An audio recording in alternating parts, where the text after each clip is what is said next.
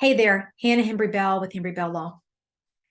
Has anybody told you the worst moment that's coming for you in your divorce? Probably not.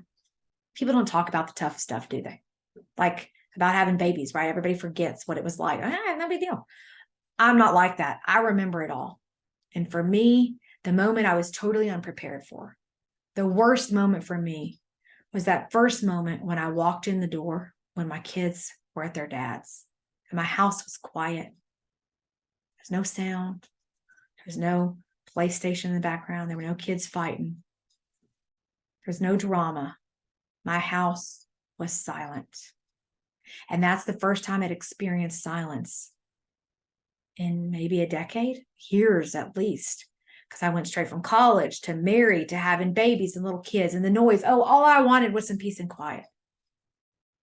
And the worst moment for me was when I got it. And it was rough. And I walked in, I'll never forget at that house, my rent house when I left. My kids, you may not know this or not. You may not know this at this point, but my kids didn't live with me primarily when I first got divorced. And so that first time I came back to that house and I pulled into the garage and the laundry room was off the garage, right? So you went through the laundry room to get in the house. And I opened that laundry room door. I get chills thinking about it right now. It was silent. And I just collapsed onto the floor. And I sobbed and I cried and I fell apart. I was not prepared for the quiet. I don't want that to happen to you. Prepare now for the quiet. That first time you're going home after an exchange or a holiday or whatever, don't walk into silence. Leave Alexa playing. Have your headphones in.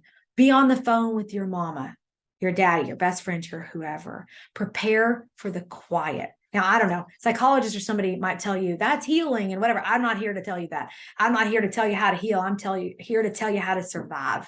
That's how I did it. I'm a practical person first. Don't walk into the silence and save yourself that pain that I went through, that quiet with just a little bit of noise.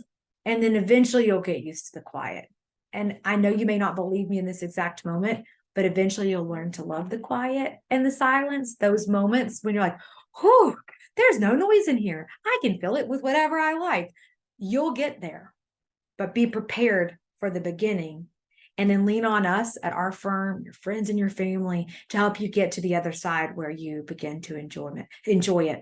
It'll happen for you. Just keep going, but don't be caught off guard.